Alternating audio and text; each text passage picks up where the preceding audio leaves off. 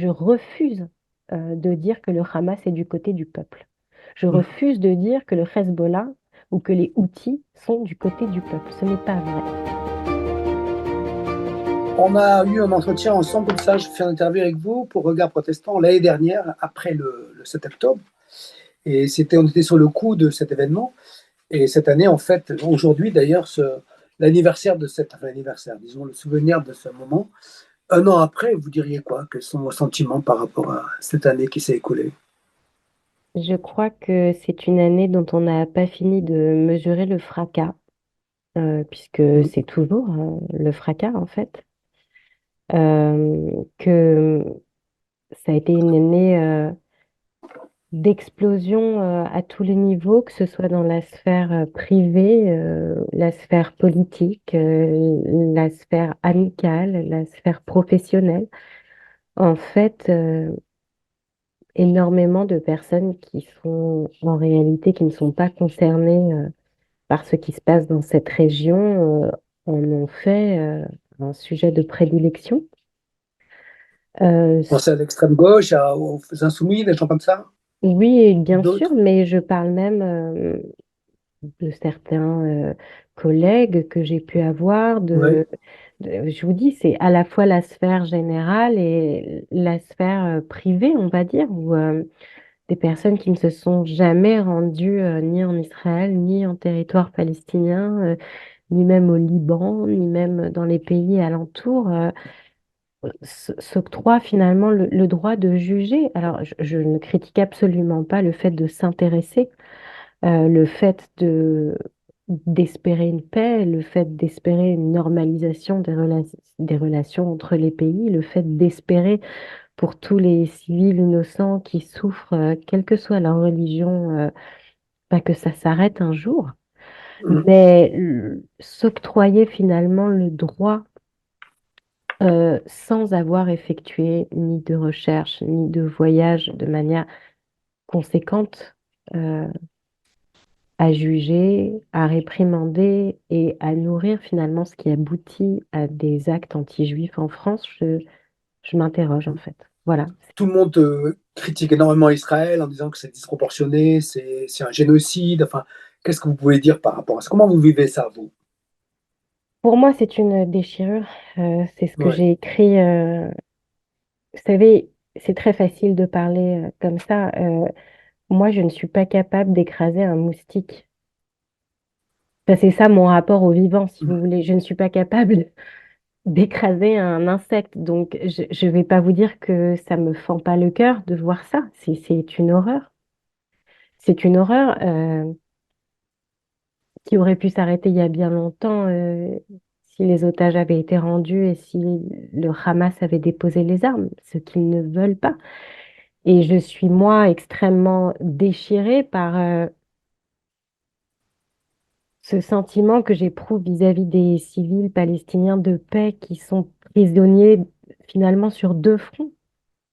C'est-à-dire qu'ils sont Mm. prisonniers d'une organisation terroriste au pouvoir, qui les empêche de partir, qui les menace, qui, guerre ou pas guerre, les maltraite, et prisonniers de cette guerre. Parce qu'ils n'ont nulle part où aller, parce que précisément ils ne peuvent pas quitter le pays où ils habitent, parce qu'il n'y a pas encore d'État et de facilité finalement à se déplacer. Donc c'est horrible. On En a fait, il n'y a l'impression, pas. on a l'impression qu'Israël leur fait payer quand même très très cher. Est-ce que vous avez pas ce sentiment? Alors, j'aimerais quand même, et c'est pas du tout une manière de minimiser, Mhm.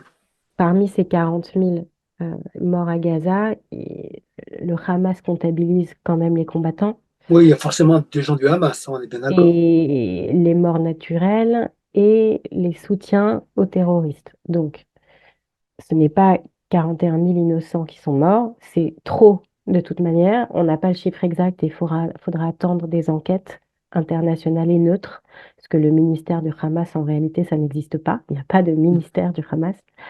Alors, d'autre part, oui, ça, j'entends bien ça. Alors, l'autre volet, c'est la politique de Netanyahou.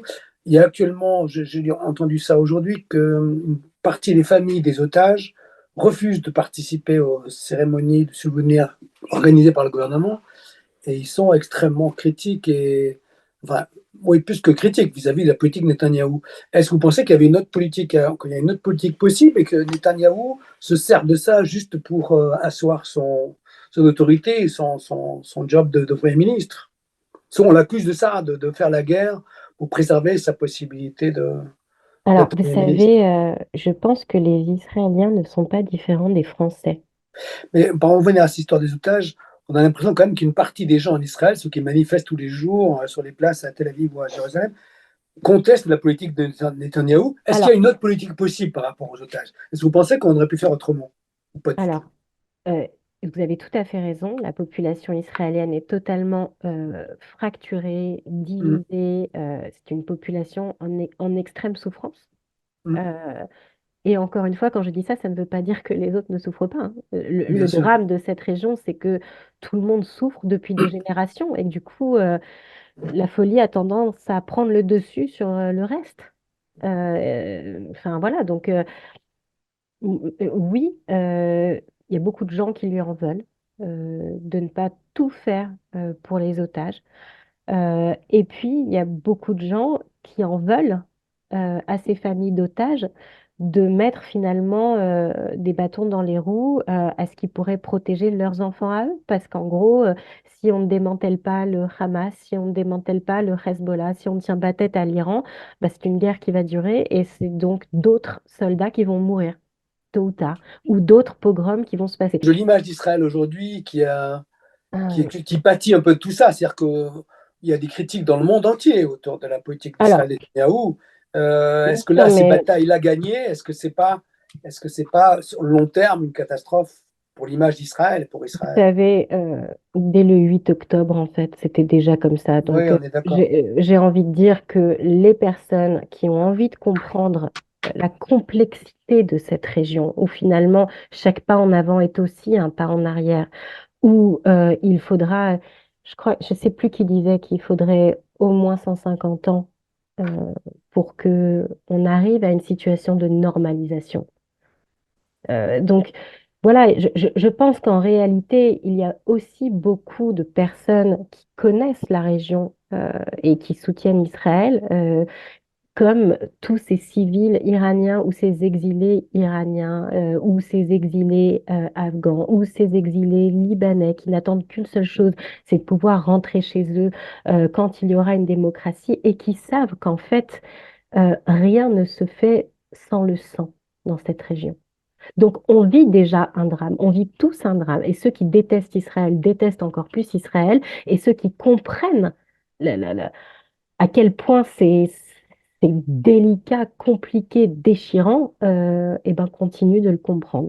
Maintenant, moi aussi, j'ai vu des vidéos de jeunes soldats immondes israéliens. Si, je pense que certaines sont malheureusement vraies.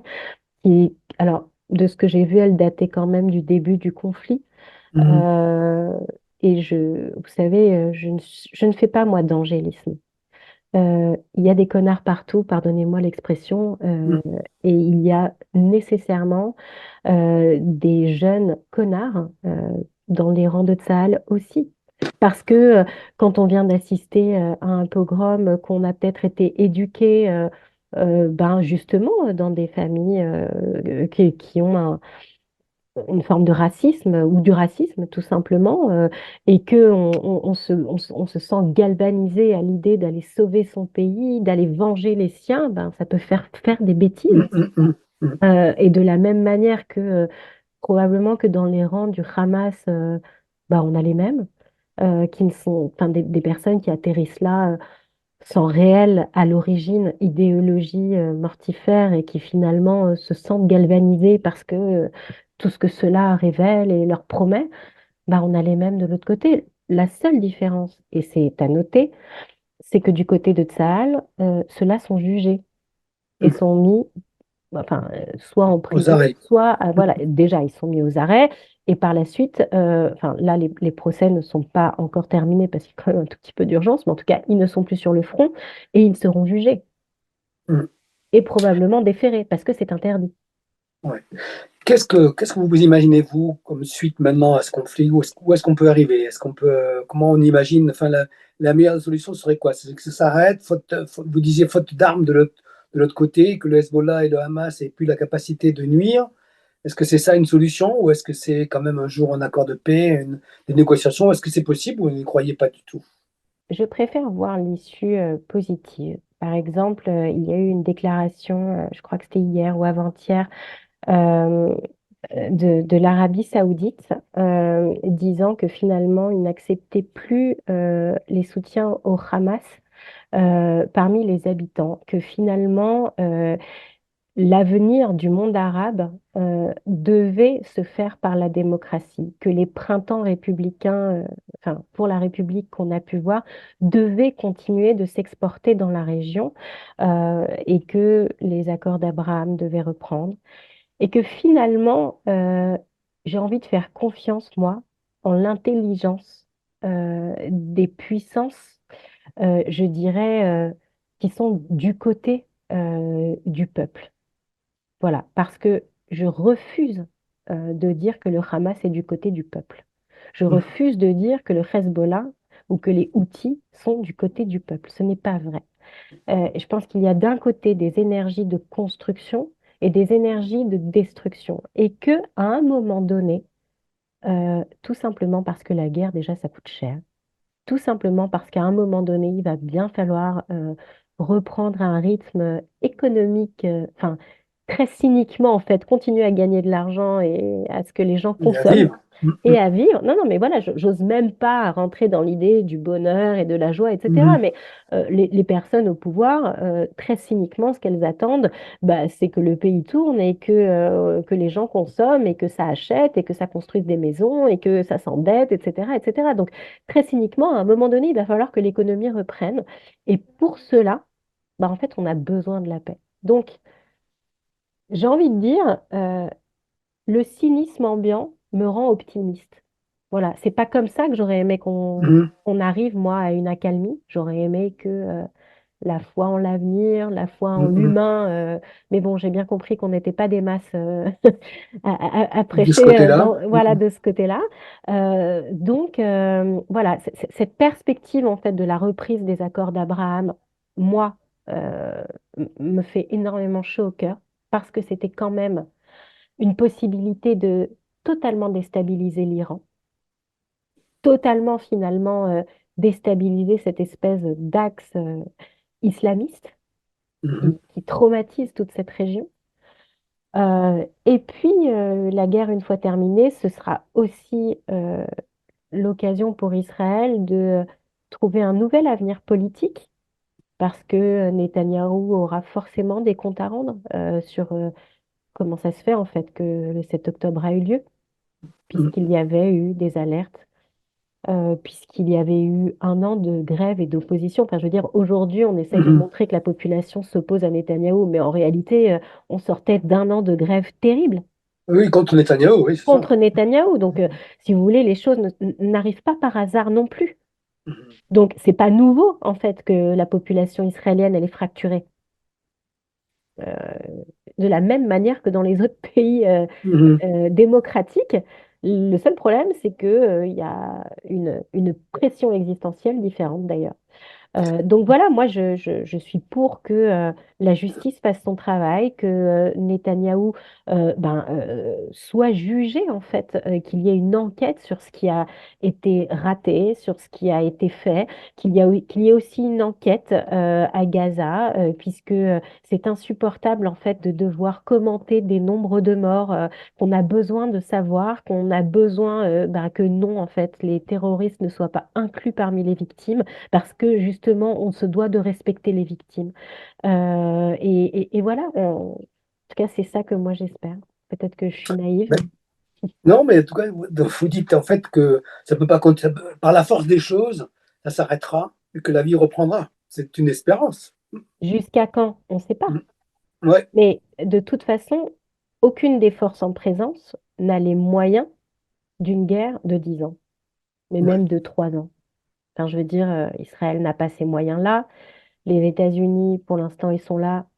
mais c'est pas non plus la grande santé économique que les États-Unis ont envie d'avoir, donc ils vont pas Mm. pouvoir en fait continuer une guerre. L'Iran, je suis pas sûre non plus que Mm. qu'ils en soient capables. Enfin, à un moment donné, de toute Ça façon, s'arrêtera forcément, c'est ce que vous ça dites. s'arrêtera forcément très cyniquement pour de l'argent. Donc, à ce moment-là, il faudra qu'il y ait euh, une, une envie démocratique qui profite de ce moment instable pour s'imposer. Voilà. Et c'est ça pour ce pourquoi moi je prie tous les jours. Voilà.